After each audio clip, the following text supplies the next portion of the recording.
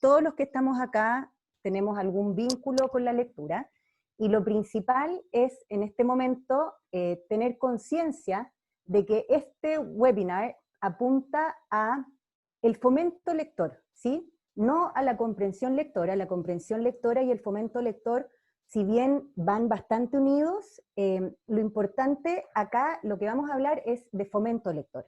La comprensión lectora es algo que se trabaja a través de las competencias, de las habilidades que son más propias de la asignatura de lenguaje. Este webinar va de la mano del Departamento de Lenguaje de quinto octavo, pero va enfocado especialmente a por qué pasa en nuestros preadolescentes y adolescentes que empezamos a escuchar esta frase que lata leer. ¿Por qué? ¿Qué pasa? Que estos niños que eran lectores, que desde chicos como familia nos preocupamos de que tuvieran acceso a libros, de que tuvieran libros entretenidos, premiándolos con libros, etc. ¿Qué pasa? Que de repente llega una edad que lata leer, odio leer, ¿ya? Y empieza a ser de repente incluso una pelea la lectura. Entonces, ahora la intención de este webinar es finalmente ver cómo podemos recuperar estos lectores, cómo podemos volver a que estos niños que eran lectores se reencanten con la lectura, ¿sí? Para comenzar, vamos a hablar de los beneficios de la lectura, ¿sí? Nadie lo puede negar que la lectura es algo bueno, nadie va a decir leer te hace mal, ¿sí? O sea, ¿cuáles son entre los muchos beneficios que tiene la lectura? Primero, el tema del entretenimiento, o sea, hoy en día que estamos incluso en pandemia, en nuestras casas, la lectura nos lleva a otro mundo, nos permite recorrer, no sé, ir a China en la época de Marco Polo, ¿sí? Nos permite, no sé, viajar en el tiempo, viajar al siglo XXI, cuando el mundo ya no quedaba agua, etc., y nos entretiene. También ejercita tu cerebro al también poder, por ejemplo, ampliar el vocabulario, mejorar la concentración, entregar información, lo que dice acá, ventanas al mundo, desarrollar la creatividad, ayudar a la memoria, es decir, hay múltiples beneficios que se relacionan con la lectura. Y uno de los más importantes que vamos a desarrollar hoy día es el hecho de abrir preguntas para estimular la reflexión y desarrollar la habilidad de ser empático. Algo que también propio de la edad de los niños sobre los que estamos hablando, se pierde un poco. Y como dice acá esta cita, que es un proverbio chino, dice, un libro es un jardín que uno lleva en un bolsillo. Ahí me gustaría agregar, un libro bueno es un jardín que uno lleva en el bolsillo. Porque también la idea es que cuando estemos hablando de libros, tratemos de que sean libros buenos, libros que aporten en la formación de nuestros hijos. Entonces vamos a acercarnos a unas primeras preguntas, que dice, por ejemplo, antes de pedirles a otros que lean, ¿qué entendemos nosotros como lectura? El concepto de lectura se ha ampliado bastante. Los niños, que a mí, por ejemplo, yo hago clases principalmente en séptimo y en octavo, muchas veces me dicen, Miss, no me gusta leer. Y yo les digo, ay, ¿y cómo te comunicas tú con tus amigos? Por WhatsApp. ¿Y no lees ahí? ¿Ya? Entonces, ¿cómo el concepto de lectura, que antiguamente era netamente libros, literatura, hoy en día se está ampliando mucho más a las lecturas informativas? Por ejemplo, José Massa ha sido un éxito en nuestras ferias del libro de los últimos 2 años, por lo menos que fue, y él no es narrativa, él son textos científicos, y hemos visto a niños de quinto básico leyendo José Massa fascinados. Entonces, ¿qué entendemos por lectura? Entonces, tenemos que abrir un poco el concepto a los textos no literarios. También tenemos que entender como lectura todas las novelas gráficas y los cómics, que los niños están leyendo mucho más, porque hay mucha más oferta, ¿sí? A mí me gusta dar el ejemplo de cuando yo estaba en el colegio, octavo básico, haber leído Marianela. No sé si ustedes habrán leído Marianela, pero que era del terror, o sea, la pobre lo pasaba pésimo toda la novela. Hoy en día, afortunadamente, los niños de quinto octavo, de la edad que estamos hablando acá, tienen muchas más ofertas. Entonces también nosotros como padres y como familia tenemos que ampliar el concepto de qué les vamos a ofrecer a nuestros niños. también preguntarnos cuáles fueron nuestras experiencias lectoras. ¿Qué libro me marcó? ¿Qué libro detesté? ¿Qué libro me regalaron en un momento que quizás yo necesitaba eso? ¿Qué libro me tocó en algún momento? Quizás de los libros que yo leí en el colegio, ¿con cuáles me quedo? Todos estos fueron marcando nuestro proceso lector, ¿sí? Desde la etapa de decodificación, que es cuando vamos juntando las sílabas, a ya ser lectores ávidos. Entonces, yo como mamá, como papá, como tío, como apoderado, como quien sea, ¿qué tengo yo para entregarle a mi hijo, hija o joven o adolescente que esté cerca? ¿Cómo yo puedo transmitirle mi experiencia lectora? Vamos a ir ahora a un recorte del diario El Mercurio del año 2018, ¿sí? Que habla sobre, ahí se ve un poquito mejor, libros obligatorios y padres que no tienen el hábito. Expertas alertan sobre las razones de por qué leemos tan poco. Se ha tratado de averiguar qué pasa, por qué la gente no lee. Acá en Chile, durante mucho tiempo, la excusa era que los libros eran muy caros. Hoy en día, vuelvo a la idea de la oferta, hoy en día con todas las ofertas, incluso con todo lo digital, ya esa excusa se cae por sí sola. Entonces, ¿qué pasa? ¿Por qué los jóvenes y por qué los niños y los adultos también, que ahí también es parte del recorrido lector, por qué leemos tan poco? ¿Sí? Y como dice ahí Miley O, que es una de las académicas de la Facultad de Educación de la Universidad Católica y que también trabaja en el diplomado de fomento lector de la Católica, ella dice que un lector se forma viendo a otros leer, pero también que muchas veces la obligatoriedad en la lectura coarta. Por eso, por ejemplo, también nosotros en el colegio en los últimos años hemos estado abriendo el abanico de lectura, ¿sí? ¿Qué pueden leer los niños? Los niños tienen la oportunidad de elegir sus libros y hacer presentaciones o hacer maquetas, es decir, hemos ido ampliando esto sabiendo que una forma de perder lectores es siendo con un texto único y de repente incluso muy lejano a los niños. ¿Sí? Entonces, ¿cómo podemos, que esta es la gran pregunta que vamos a tratar de responder, cómo podemos fomentar la lectura en preadolescentes y jóvenes? ¿Cómo podemos evitar finalmente que se pierda este niño o niña, que muchas veces, no sé si ustedes lo recuerdan a sus hijos cuando eran chicos, que sin saber leer uno les pasaba un libro y ya sabían lo que se tenía que hacer? Entonces, ¿cómo podemos hacer para que estos niños y preadolescentes y jóvenes no los perdamos en el camino? Entonces, para eso tenemos que considerar qué aspectos influyen en la formación de un lector. Tenemos estos tres aspectos que influyen, y también alguien puede decir, chuta, pero yo no hice esto cuando mi hijo era chico. No importa, o sea, nunca es tarde para empezar a leer, ¿sí? El primero, y por eso están ordenados en esta presentación a modo de escala, el contacto con los libros. Y dice, ojalá desde la primera infancia. O sea, como por ejemplo existen estos libros como medios de plástico, ¿sí? Que se les podía pasar a los niños en la ducha, estos libros de tapa dura, que da lo mismo que se rompan en el fondo. Entonces, que un niño, el libro sea algo amistoso y amigable.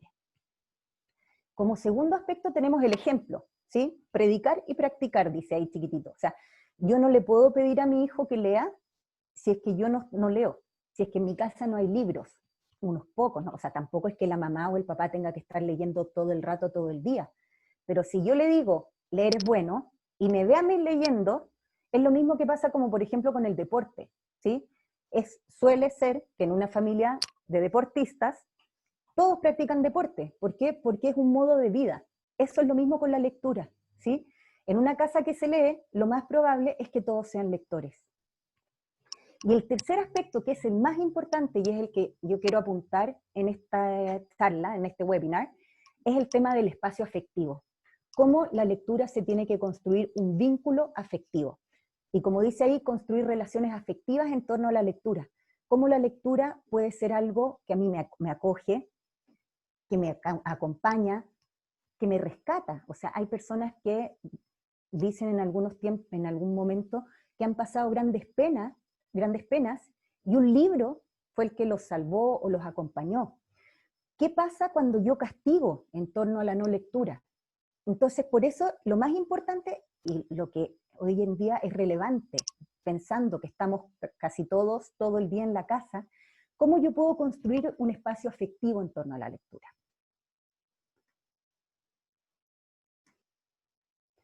Entonces dice, entonces, ¿por qué da lata leer? ¿Qué es lo que a mí me da lata? La historia, los personajes, el ambiente, el hecho de tener que soltar un rato el teléfono y leer, el hecho de que esta lectura va a tener finalmente un producto, un fin, ¿sí? ¿Por qué da lata leer? ¿Qué es lo que pasa con estos jóvenes y adolescentes que les da lata leer? Entonces, ¿qué hacemos? Ahí tenemos varios aspectos a considerar. Estos 5 puntos, permiso, perdón. Estos 5 puntos son los que voy a ir desarrollando. El primero es el placer de la lectura versus el deber de la lectura. O sea, tú tienes que leerte un libro para tal fecha, profundizar un poquito en el vínculo afectivo, ¿qué entendemos? Hablar también sobre la etapa del desarrollo psicológica que vive un niño de quinto básico cuando está teniendo alrededor de 10, 11 años, a un niño de 14, 15 años. ¿Qué pasa con su vida? También, como dice ahí, el concepto de lectura, ¿sí? ¿Qué entendemos por leer? Y el concepto de literatura, ¿sí? Estos 5 aspectos son los que finalmente marcan el recorrido lector y son los que nosotros tenemos que también tratar de ir abordando. Entonces, cuando hablamos del placer de la lectura versus el deber de la lectura, tenemos que leer por gusto, ¿sí? Aquí aparece la imagen de Papelucho, por ejemplo, que fue un gran éxito en el momento en que apareció, porque Papelucho fue uno de los primeros personajes que hablaba de un niño, valga la redundancia, es decir, un niño que hacía lecera, ¿ya? No sé si ustedes se acordarán una escena en que Papelucho estaba en las vacaciones y se le mancharon los pantalones con aceite, y no encontró nada mejor que, como no se le salía la mancha, meter el pantalón entero en aceite, ¿sí? Y después no solamente metió porque como vio que la embarrada que había hecho, metió el pantalón con aceite bajo el colchón, para que no lo pillaran. Y ahí, por supuesto, la domitila y el olor a podrido y todo. Entonces, Papelucho fue el primer niño que salía en la literatura que era niño, que hacía embarradas, y el éxito que marcó. También lo criticado que fue, porque en el fondo hablaba de un niño con padres ausentes, un niño criado prácticamente por la nana. Entonces, Papelucho fue un personaje que hoy en día, para los niños de esa edad, es muy lejano, pero creo yo que para mí y para los que estamos acá, fue uno de los primeros amigos literarios, podríamos decir. Después también aparece este libro de los Elige tu propia aventura, ¿sí? Yo me acuerdo haber tenido 10, 11 años, y esta cosa de que era, no sé, media plana de lectura, y al final aparecían un par de preguntas. Si tomas la puerta a la izquierda, ándate a tal página. Si tomas la puerta a la derecha, ándate a tal otra. Y ahí uno mismo iba construyendo la historia e iba también disfrutando de acuerdo a lo que le gustaba. Y el libro nunca terminaba, porque uno nunca leía la misma historia 2 veces. Entonces, el primer espacio del leer por gusto se refiere al valor de la lectura como un espacio de encuentro con otros, ¿sí? Cómo yo, gracias a los libros, conozco otras realidades sin necesidad de salir de mi casa, especialmente hablando de la pandemia. O sea, cómo yo puedo, por ejemplo, empatizar con Ana Frank, ¿sí? Una niña que tuvo que estar más de 2 años encerrada. Nosotros llevamos 3, 4 meses, tenemos comida. Ana Frank tenía que estar en silencio todo el día. Pero yo a través de un libro puedo entender esta historia, ¿ya? Cómo puedo viajar a través del mundo y cómo yo, cuando me encuentro con este otro, establezco un vínculo. También, relacionado con el punto anterior, el conocimiento de otros mundos y realidades, la lectura como una práctica sociocultural. O sea, como yo, ojo, no estoy diciendo narrativa solamente. Por ejemplo, un buen atlas, ¿sí? De estos atlas de costumbres, de fiestas, por ejemplo. En quinto básico teníamos en el plan lector un libro que se llama Que viva la fiesta, ¿sí? Que se hablan de las distintas tradiciones chilenas, o sea, las distintas festividades chilenas. Entonces, ¿cómo yo, gracias a estos libros, puedo saber en qué consiste la fiesta principal de Rapa Nui? Puedo saber cómo se celebra determinada fiesta en Concepción.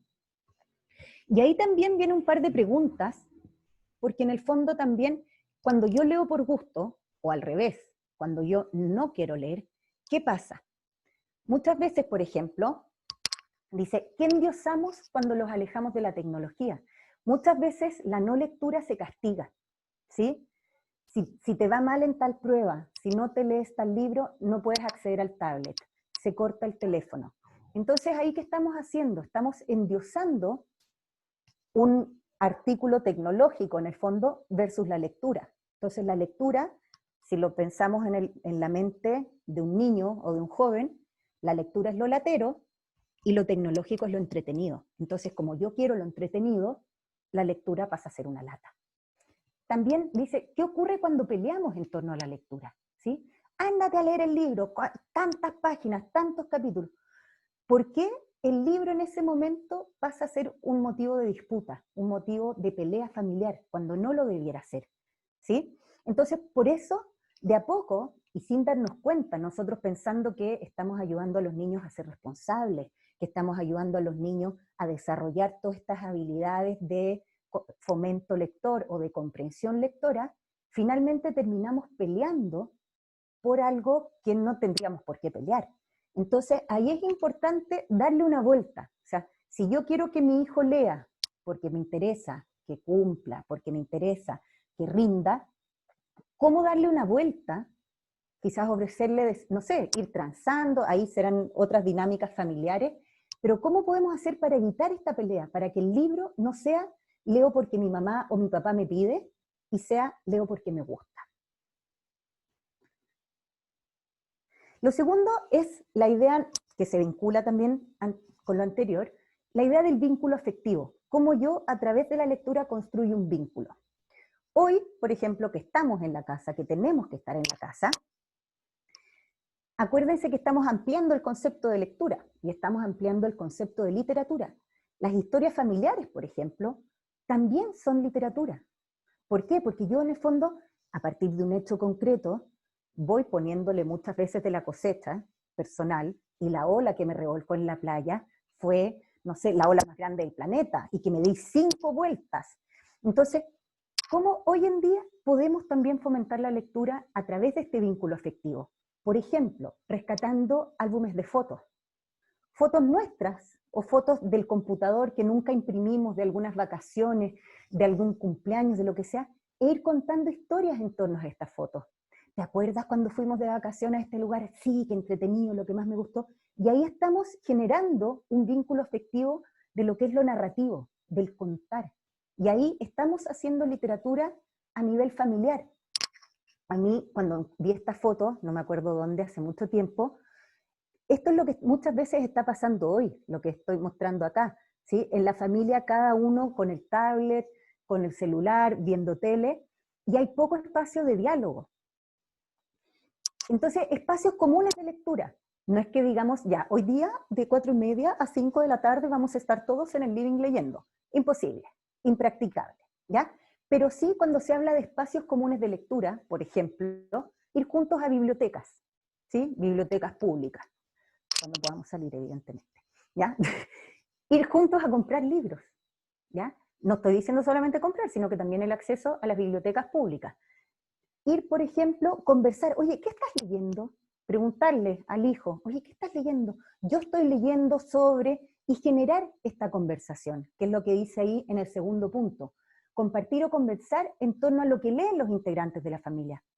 Y vuelvo a repetir la idea, cuando hablamos de leer no es solamente narrativa, podemos estar leyendo, no sé, este libro que se llama De animales a dioses, que habla un poco sobre la historia de la evolución del ser humano, y eso a un niño, si es que uno le comenta, por ejemplo, oye, ¿tú sabías que al principio la gente no comía arroz, por ejemplo? Solamente comía carne porque cazaban y no plantaban.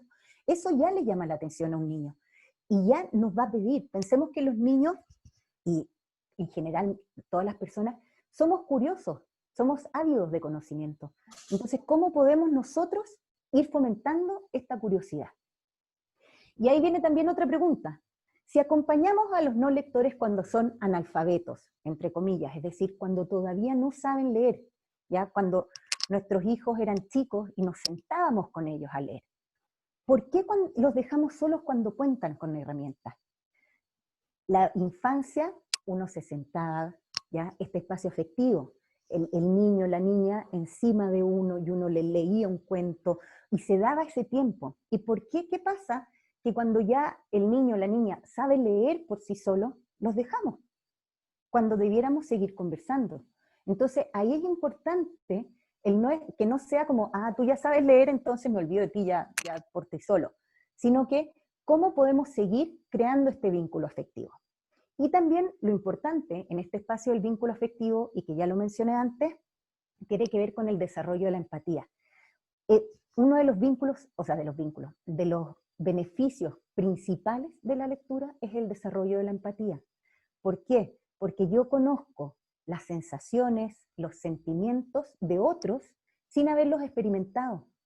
Y puedo saber lo que siente la otra persona sin haberlo vivido, ¿sí? Lo que yo les decía del caso de Ana Frank, o por ejemplo en el caso de bullying. Puede ser que un niño esté sufriendo bullying y lee alguna novela o lee algún informe de psicología sobre qué pasa con el bullying, y ahí puede ponerse en los zapatos del otro. Eso es la empatía finalmente, el ponerse en los zapatos del otro. Entonces, ¿cómo yo a través de este vínculo afectivo y de esta empatía logro no solamente sentir lo mío, sino también ver qué pueden sentir otros y comprender también qué pueden sentir otros? Como tercer aspecto dice preadolescencia y adolescencia. ¿Qué pasa en esta edad? ¿Ya? Nuestros queridos adolescentes o aborrecentes, como les dicen en algunas partes. Primero, ¿por qué dejan de leer y por qué nuestra respuesta es que lata leer? Primero tenemos un cambio de referente. Aquí ya estamos hablando sobre una etapa evolutiva, ¿sí? Que empieza la preadolescencia, hoy en día incluso se está adelantando, está empezando alrededor de los 10 años. O sea, ya los niños de cuarto, quinto básico pueden ser considerados preadolescentes. Lo primero es el cambio de referente, ¿sí? Es decir, la mamá, el papá, los profesores que antes eran autoridad, que antes me encantaba que, por ejemplo, mi mamá entrara a mi pieza, ahora, por favor, fuera, ¿ya? Yo ya no, un preadolescente en el fondo, ya no valora ni considera tanto al adulto, ¿sí? El adulto está equivocado, el adulto no cacha nada, ¿ya? Entonces, ¿el referente quién es ahora? Los pares, ¿sí? Entonces, como son los pares, ahí es importante también no perder esta conversación de la lectura e ir tratando de engancharlos en el fondo ya con otros tipos de textos. También la búsqueda de espacios propios. Puede ser muchas veces que en una familia lectora la forma de revelarse sea no leer, ¿sí? Que en una familia que ha sido siempre muy intelectual, la forma de revelarse es ser el no intelectual. Entonces, esa es la búsqueda del espacio propio. Como se está construyendo la identidad y como hay un cuestionamiento a la identidad, ¿ya? Yo también dejo y me aparto un poco de mi familia, digo, ¿cómo yo puedo pertenecer a esta jaula de locos? ¿Ya? Y eso pasa también con la lectura, ¿ya? ¿Por qué si antes me gustaba leer, ahora que mi mamá, mi papá me diga, lee? No. ¿Por qué? Porque no. El libro puede ser muy entretenido, pero porque me lo dieron en el colegio, no lo leo. Ahí está también el desarrollo de los intereses personales, se vincula con lo anterior, ¿sí? Cómo yo ahora me doy cuenta que me gusta un tipo de música, que me gusta un tipo de literatura, que me gusta un tipo de personaje en especial. Entonces, ¿cómo yo con esto voy construyendo mi identidad y cómo la idea, como adultos, es acompañarlos en esto? Y también viene el cuestionamiento a la autoridad, ¿sí? Que representan los padres y los profesores. O sea, lo que yo les estaba diciendo, permiso.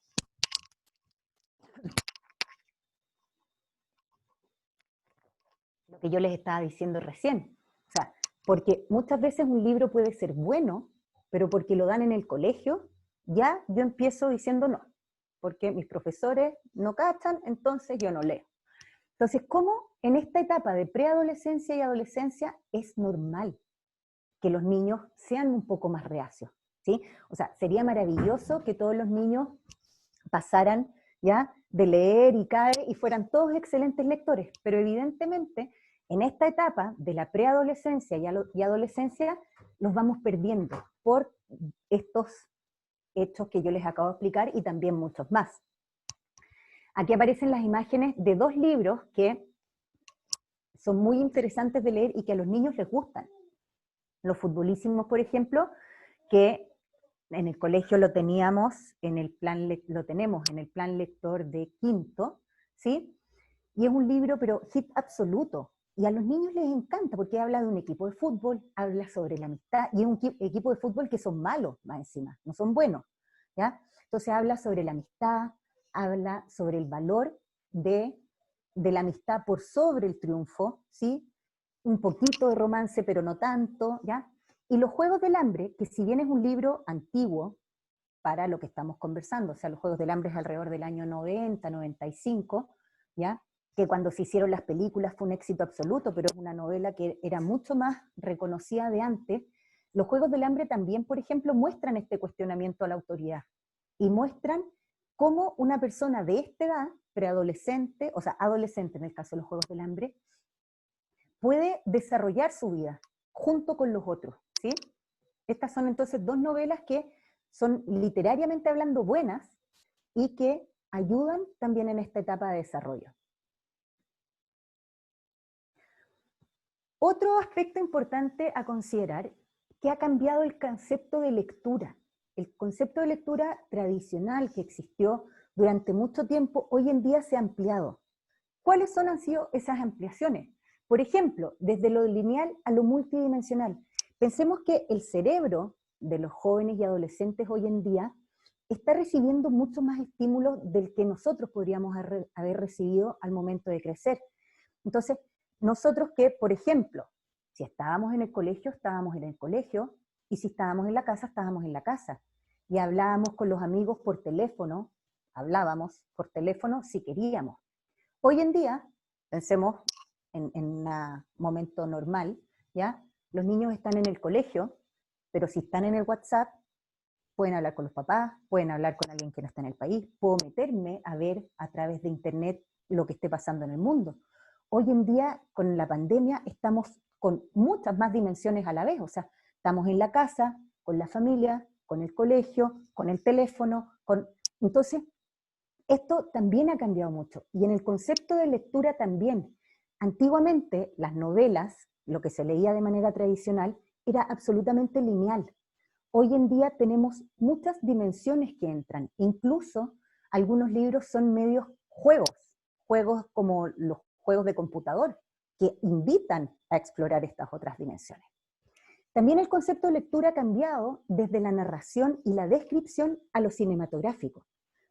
Antiguamente podíamos encontrar una novela, esto se aplica más que nada a narrativa, podíamos encontrar una novela con 3, 4 páginas de la descripción de un ambiente, ¿sí? De un bosque, de un living, de una casa, lo que sea.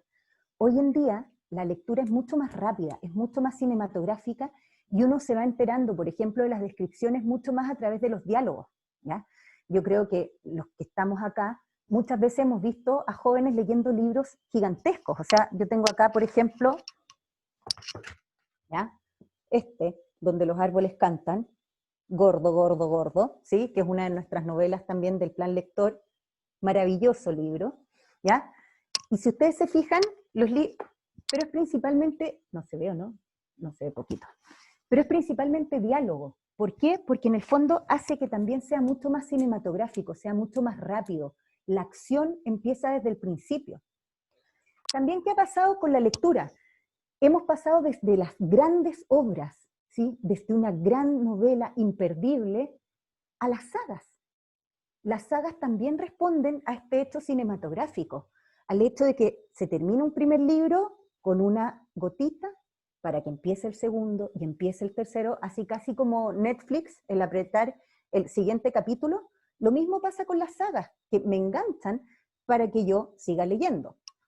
También las sagas responden a un fenómeno editorial que tiene que ver con este mismo aspecto de la narración cinematográfica que hace que el texto sea más extenso, hace que en el fondo, en vez de un libro de 1500 páginas, yo saco 3 de 500 y vendo mucho más.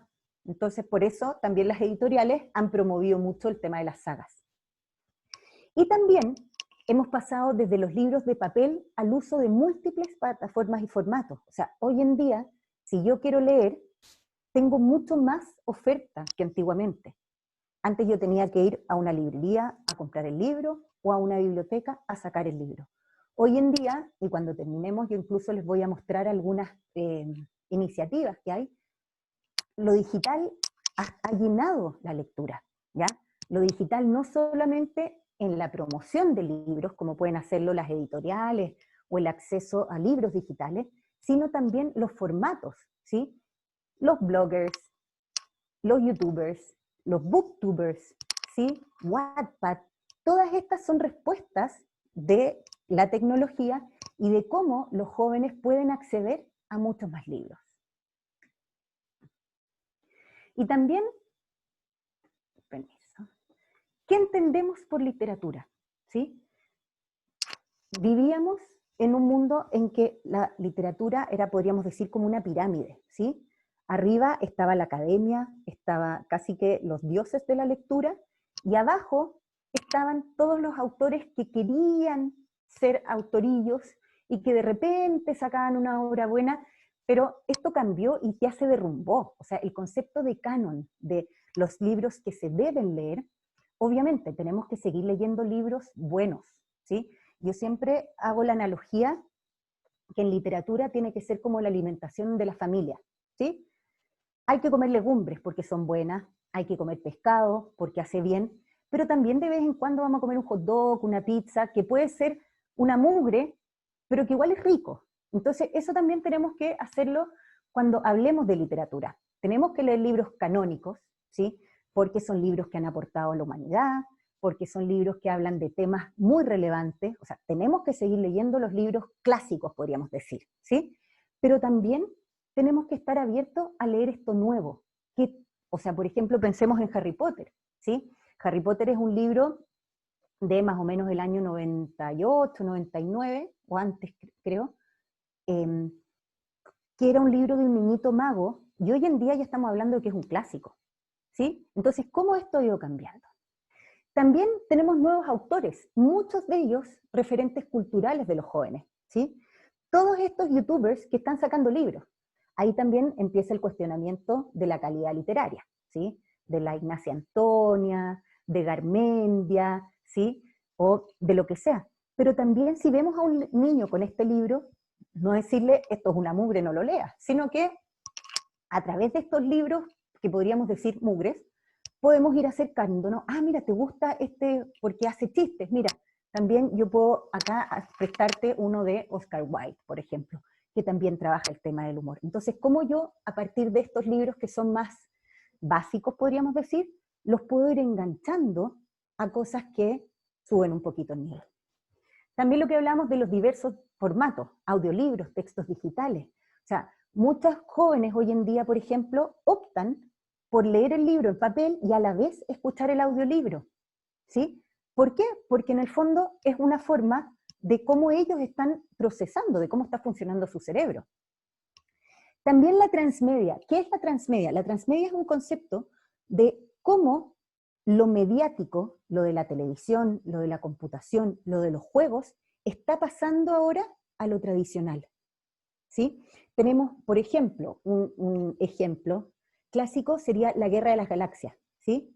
La Guerra de las Galaxias es una novela que se transformó en película y que ahora están saliendo otras novelas semejantes. Entonces ahí estamos hablando de la transmedia, de cómo de un medio se pasa a otro y se vuelve. Pero sí lo que hay que tener ultra claro, lo que es intransable finalmente, es la calidad literaria, ¿sí?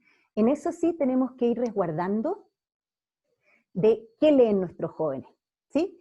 Más allá del tema, ¿sí? Los temas hoy en día también son muchos, o sea, podemos hablar de racismo, podemos hablar de diversidad sexual, podemos hablar de historia, podemos hablar de amistad. Más allá del tema, lo importante es no transar la calidad literaria, ¿sí? lo que yo les decía recién, podemos ver a nuestros niños leyendo libros que literariamente son malos, no condenarlos, ¿ya? No decirle, no, ¿cómo puede ser que leas esto? Sino que decirle, sí, pero mira, este también te puede interesar este otro. Y ahí ir aportando a través del vínculo afectivo para que vayamos leyendo cada vez algo y vayamos subiendo un paso en nuestra calidad de lectores. Entonces, teniendo estos 5 ideas claras de por qué da lata leer, nosotros vamos viendo que los jóvenes finalmente no es que no lean, ¿sí? Eso hay un montón de estudios. Los jóvenes hoy en día están leyendo más de lo que se leía antes, pero en el fondo quizás no están leyendo lo que nosotros queremos que lean, y cómo nosotros como adultos, como formadores y como finalmente mediadores, porque tanto los padres, la familia, como los profesores somos mediadores en la lectura. ¿Cómo nosotros podemos evitar que esta lata se transforme en algo crónico y los perdamos como lectores? Entonces, ¿cómo nos acercamos a la lectura? Aquí tenemos varias ideas que se relacionan con lo que ya hemos conversado a lo largo de la charla, y también que es importante ir también haciendo un trabajo personal, o sea, más allá de lo que yo pueda aportar o lo que yo pueda sugerir en este momento, finalmente queda en las familias, ¿sí? Primero, pensar en los propios recorridos lectores, o sea, cuando a mí me dijeron, no leas esto, ¿qué me pasó? Entonces, ¿cómo yo puedo evitar que esta lata de leer, ¿sí? ¿Qué me pasó a mí cuando me felicitaron por haber terminado un libro? O cuando me premiaron con un libro. Entonces, ¿cómo yo puedo acercar esto a los jóvenes? También el volver a encontrarse en la lectura a través del vínculo afectivo. Como lo que yo les estaba diciendo, cómo el vínculo afectivo es finalmente lo que queda, ¿sí? Más allá del libro que yo leí. Me acuerdo de este libro porque fue el momento en que, no sé, me felicitaron por una cosa, o me acuerdo de este libro porque lo conversamos con mi mamá, con mi papá, ¿sí? También proponer y darle valor cultural a la lectura, ¿sí? Lo que yo les decía antes, o sea, si nosotros vemos a nuestro hijo, nuestra hija, leyendo un determinado libro, ir enganchándolo con otro. Y como este otro, yo le digo, mira, pero este es de un escritor que le pasó tal cosa, este fue escrito en tal época, este habla de tal tema, ¿sí? Por ejemplo, nosotros en séptimo leemos sobre, vamos a empezar a leer, sobre novelas ambientadas en la Segunda Guerra Mundial. Entonces ahí obviamente es importante darles un contexto cultural. En el fondo, los libros son reflejo de un momento. Un libro se escribe en un determinado momento y al escritor le está pasando algo para escribir esto. Entonces, ¿cómo yo le puedo dar este valor cultural? También proponer y reconocer temas en común, y de esto, en este sentido, crecer juntos. Por ejemplo, si de repente uno de sus hijos lee un libro de estos bloggers, ¿ya? Que uno dice, pero ¿cómo voy a leerlo así, a la rapidita? ¿Ya? Y conversar en torno a esto, decir, oye, qué bueno, sí, me llamó la atención, oye, no estoy de acuerdo con tal cosa. Entonces, de esta forma, el libro deja de ser netamente un objeto, ¿sí? Que está en la casa, y pasa a ser un espacio de encuentro, de comunión. También la idea que yo decía, ampliar el concepto de lectura. Los booktubers, ¿qué son los booktubers? Youtubers que a través de la plataforma de YouTube comentan libros. Hay algunos videos que, claro, que duran 15 minutos y que cuentan todo el libro y todo, pero hay unos que son como una sinopsis y que hablan todo el rato, ¿ya? Y que son muy atractivos y interesantes también. El concepto de Wattpad. Wattpad es una plataforma en que todos pueden escribir, ¿sí? Toda persona puede publicar su libro, y hay libros que han sido muy entretenidos y muy conocidos que han salido de Wattpad, ya de la cantera Wattpad, como se dice. Los bloggers, que son videobloggers, por eso no es que sea con una falta de ortografía, sino que es con B corta, ¿ya? Los bloggers también que se dedican a recibir libros y comentarlos. No es que sean como los booktubers que hacen una sinopsis de todo el libro, sino que los bloggers lo que hacen son, con estos libros, los desmenuzan, podríamos decir mucho más, pero sin contar tanto de qué se tratan. También cuando hablamos de ampliar el concepto de lectura, repito la idea de salir de la narrativa, leer también textos informativos, ¿sí? leer ensayos. Hay libros de cocina incluso que vienen con historias bastante entretenidas.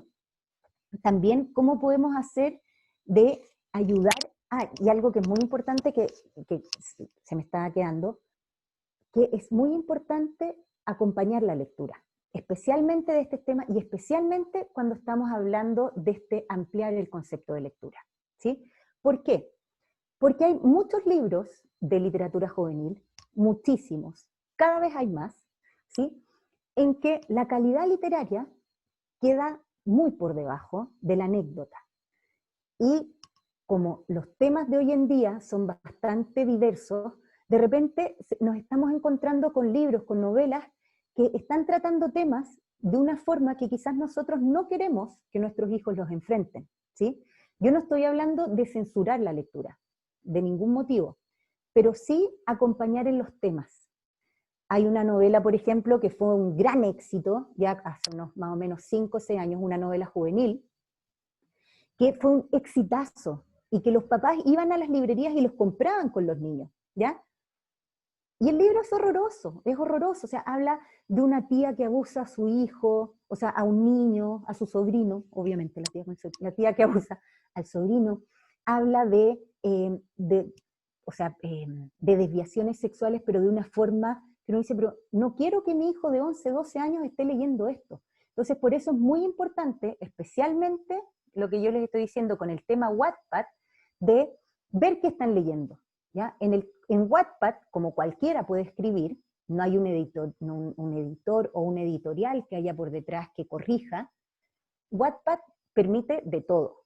Hay cosas muy buenas que han pasado a las editoriales y se han vendido, y hay cosas muy malas, nefastas en el fondo, que nosotros quizás no son buenas para que lean nuestros hijos.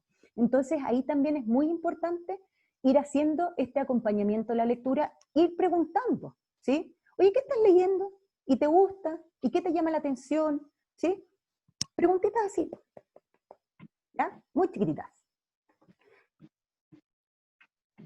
Y entonces, las iniciativas y sugerencias, como para ir terminando y dar espacio a las preguntas, ahí estamos, ¿ya? Yo voy a terminar mostrándoles algunas iniciativas y sugerencias para hoy, para el tema de la pandemia, ¿sí? Que evidentemente hay muchas más. Por ejemplo, BP Digital. BP Digital es la biblioteca pública digital que solamente con un root, ¿ya? Y uno puede pedir libros prestados de manera digital. Y estos los prestan por determinado tiempo, se pueden renovar, pero yo puedo acceder a ellos durante todo el tiempo. También, ahora por los tiempos de pandemia, hay muchas editoriales que han liberado libros. ¿Como cuáles? La editorial Zigzag ha liberado un montón de libros. Ecaré Chile, ¿sí? Porque Ecaré es una editorial española, pero en Ecaré Chile han liberado libros de autores chilenos. La editorial SM está liberando libros por determinados tiempos. Entonces hay que ir revisando el catálogo de cuáles son los que están liberados. Cuando yo digo liberados, en el fondo son libros a los que hay acceso gratis, igual que en BP Digital, ¿sí? SM está cambiando los libros que liberan. Santillana también tiene libros digitales liberados, y también lo que ha hecho Santillana es que de su catálogo, que son muchos libros, muchos de ellos los ha transformado en libros digitales a un precio bastante económico y accesible. La editorial Amanuta, que yo la menciono también, pero tiene títulos más para niños más chicos, también ha liberado un montón de libros de manualidades. Entonces, por eso quizás la forma puede ser que yo no me acerque a través de la narrativa o de lo informativo, y puede ser que la manualidad. Biblioteca Viva son bibliotecas públicas que hay de la Fundación La Fuente, que están en muchos malls, ¿sí? Cerca del colegio, por ejemplo, y los alumnos que han sido alumnos míos, yo siempre soy fanática de esa biblioteca. Hay una en el Mall Los Dominicos, hay una en el Mall Plaza Egaña, obviamente ahora están cerradas, pero la Biblioteca Viva también ahora, durante la cuarentena, están haciendo un montón de talleres, ¿ya? De lectura, de manualidades, de, no sé, la otra vez era, por ejemplo, hacer una billetera con cajas de Tetra Pak. No es leer, pero sí también es algo que acerca a este espacio. También hay fundaciones chilenas que, en este caso, no es que liberen libros, pero sí tienen revistas o tienen boletines que hablan sobre las novedades recientes editoriales o también de otros libros más bien antiguos y los reseñan. Ahí está la Fundación La Fuente. La Fundación La Fuente, como ya les dije, es la que promueve las bibliotecas vivas y es también la que hace el catálogo de Copec, ¿sí? Copec, la bomba de benzina que todos los años tienen libros. La Fundación La Fuente es la que está detrás. Troquel es más que nada dedicados a cursos y talleres y es como el hijo de la Fundación La Fuente. Y había una vez, es una fundación también que se dedicaba a construir y armar bibliotecas en lugares de bajos recursos. Lamentablemente, había una vez, está muriendo, ¿sí? Por temas económicos, comprendiendo lo que ha pasado en Chile desde octubre del año pasado hasta ahora, que una fundación es difícil de mantenerse. Pero había una vez, por ejemplo, si ustedes entran a la página, están todas las revistas que ha editado y se pueden descargar, y ahí yo puedo también acceder a muchas reseñas, autores hablando, etc. Y también, como sugerencias, están los juegos de mesa, ¿sí?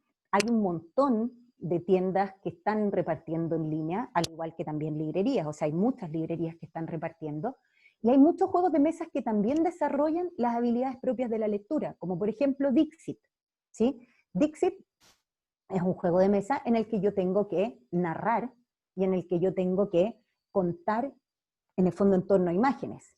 Érase una vez también es un juego en que se va construyendo una historia en grupo. Checkpoint Charlie es un juego que a través del reconocimiento de determinadas pistas yo tengo que inferir quién es un espía entre un grupo de gatos, entre muchos otros juegos. O sea, tenemos juegos que hablan como Timeline, por ejemplo, que hablan de la historia, que yo puedo construir una historia.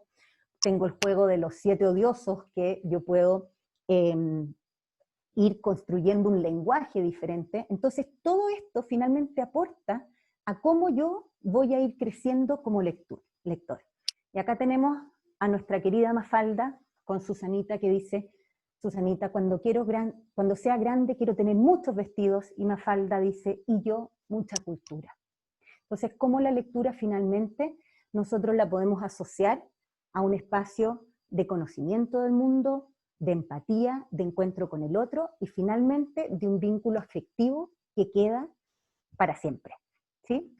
Y para terminar, antes de las preguntas, vamos a ir a una cita de Sara Bertrand, una escritora chilena, que dice: el lector, cualquier lector, es una persona que busca y que se da tiempo para detenerse y permitir que otro sujeto, el escritor, le hable al oído. Y finalmente, esa es la invitación. Cómo yo, cuando leo, permito que otro entre en mi vida, ¿sí? Otro, ya sea un personaje, otro, ya sea un autor, una época, pero cómo yo me puedo encontrar con otro en este momento, ¿sí? Muchas gracias y espero sus preguntas. Estimados papás, mamás, si hay alguien que quiera hacer alguna consulta, lo puede hacer por medio del chat o, como si estima conveniente, activando su micrófono para hacer la pregunta. Tenemos unos breves minutitos todavía para poder responder. Los papás que llegaron y que no alcanzaron a escuchar el inicio, se va